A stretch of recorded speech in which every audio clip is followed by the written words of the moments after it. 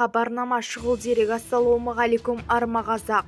Ораза ұстаған адам неден тыйылу керек? Егер осы турсында толығырақ мәліметке ие болғыңыз келсе, онда арнамыздағы подписайтесь және де бір ғана лайк түймелерін басып, каналымыздың дамуына өз үлесіңізді қоса кетуіңізді сұранамыз.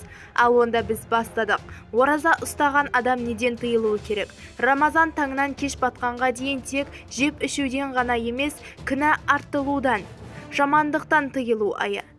Әсіресе күн бойы аш жүріп ораза ұстау қиын емес. Ең қиыны 12 мүшемізді ораза ұстауы. Хадисте кімде-кім жаман сөзімен жаман іс-әрекеттен тыйылса, оның тамақ жеуден де және су ішуден де тыйылғаны.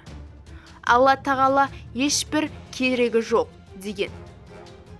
Оразаның пайдасы қандай? Кәфарат оразасы қандай уақытта ұсталады? Қандай жағдайларда оразаны бұзбайды? Пітір садақа не үшін беріледі?